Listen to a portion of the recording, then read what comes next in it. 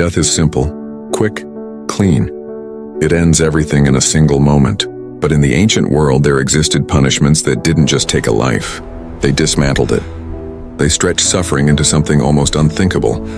Something designed not just to kill, but to terrify anyone who even thought about challenging those in power. One of the most horrifying of these punishments was a method so disturbing, so unnatural, that many historians still argue whether any human could truly invent something this cruel, and yet the accounts describing it are chillingly detailed.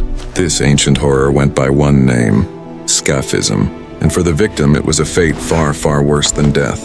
Imagine being dragged into the open sunlight, stripped of your clothes, your hands tied, your legs restrained. You already know you're not going to survive the day. But what you don't know is that your suffering hasn't even begun. Two wooden boats hollowed out and shaped exactly alike lie waiting beside you. You don't yet understand their purpose, but you will. You're forced onto your back inside one of the boats. The wood is hot from the burning sun. Your arms and legs hang out the sides. You can't move. You can't fight. And then, the other boat is placed on top of you like a lid, trapping your body inside darkness while your head, hands, and feet remain exposed. You're alive, half inside a coffin, half outside in the blinding light. But here is where the nightmare truly begins. Your captors bring bowls of milk and honey, sweet, thick, sticky.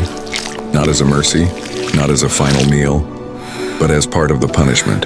They force it into your mouth, pouring it down your throat until your stomach twists, until you choke, until your body rejects it violently. You vomit, you gasp, you beg them to stop, but they keep forcing more and more until you can't swallow without gagging. The milk and honey weren't chosen randomly.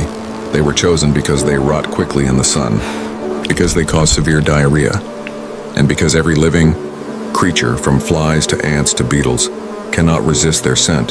Your executioners smear more honey across your face, your arms, your legs, your chest, every exposed inch of your skin, and then they leave you. Not in a dungeon, not in a prison, but in a stagnant swamp or under a scorching sun where every insect in the region can smell the sweetness from meters away. At first, nothing happens. Then the buzzing starts. Flies begin to land on you. They crawl across your cheeks. They cluster around your lips. You shake your head, but you can't move the rest of your body.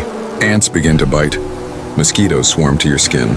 Bees sense the honey, but not the human beneath it. And as time passes, more insects gather, dozens, then hundreds, then thousands. Soon they're everywhere. You can't swat them away. You can't cover your face. You can't wipe your eyes. Your skin becomes a living surface for insects to feed on. They crawl into your ears, your nose, the corners of your eyes, and when you scream, they fly into your mouth. But this is only the beginning. Milk and honey inside your stomach begin to push downward. Your body, unable to move or clean itself, begins to fill the boat with waste. The heat turns everything into a thick, foul, decaying pool beneath you. Your own excrement becomes a breeding ground, and the insects smell it instantly. They burrow toward the source. They gather in swarms around the lower parts of the boat. They slip inside the cracks and crawl toward your trapped torso. You can feel them moving below you, crawling, nesting, eating. As the hours turn into days, the insects don't just feed on the honey anymore. They begin to feed on you. They bite into your softening skin. They enter wounds and refuse to leave. Maggots begin to grow. They burrow deeper. They begin consuming the flesh of your still living body. Your mind breaks long before your body does. The sun scorches your face. Your lips split open. Your tongue swells. You pray for rain. You pray for shade. You pray for anything that would give you just 1 second of relief. But there is none. Your executioners return each day, not to check on your suffering, but to continue it. They force more milk and honey into your mouth, keeping you alive just enough for the insects to keep their feast going.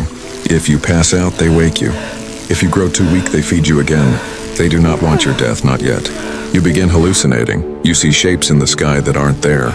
You speak to ghosts. You hear the sound of footsteps that never arrive. You feel moments where you drift away from your body, only to be pulled back by the next bite. Your body swells with infection. Your skin blisters. Your eyes burn. The insects have now done more than bite. They've burrowed. They've nested. Whole patches of your flesh are moving because something inside them is alive. Something eating you from the inside out. Days pass, 5 days, 7, 10, some accounts say. Victims lasted more than 2 weeks. Trapped inside the boats, half rotting, half living, screaming until their voice disappeared. begging for death until they no longer remembered what death meant. The end finally comes. It isn't merciful. It isn't swift. Your organs fail slowly, one by one. Your body gives up before your mind does. And when you finally take your last breath, the insects continue their work. Because they stopped seeing you as a human days ago, the ancient Persians reportedly reserved this punishment for traitors, for enemies of the state, for those whose deaths were meant to be warnings, carved into the memories of everyone who witnessed them. It was not just execution. It was humiliation, terror, degradation, and cruelty crafted into a single method. It was a message betrayal would not simply be punished. It would be erased piece by piece, day by day, until nothing recognizable remained. Historians still debate whether scaphism was fully real or greatly exaggerated.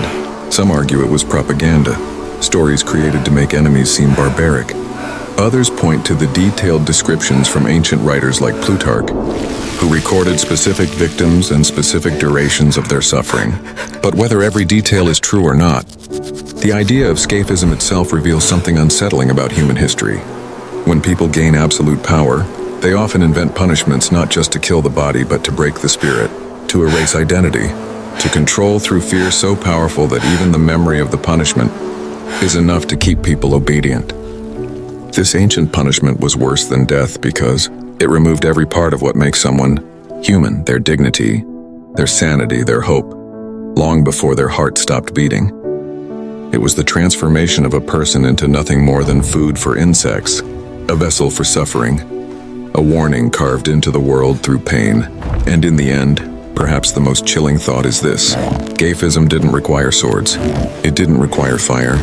It didn't require weapons of any kind. Just wood, milk, honey, and time. Sometimes, the most terrifying punishments are the ones that let nature do the killing. This is why scaphism remains one of the most horrifying methods of torture ever imagined, and why it continues to be remembered centuries later as a fate truly, undeniably, worse than death. When we look back at punishments like scaphism, it's easy to see them as nothing more than relics of a brutal past. But the real lesson isn't about the torture itself, it's about the people who created it. It reminds us that when power goes unchecked, when leaders rule through fear instead of responsibility, human beings become capable of unimaginable cruelty. Punishments like these show how quickly society can lose compassion when someone is labeled an enemy or an outsider. The true warning hidden in this ancient horror is not about pain or suffering.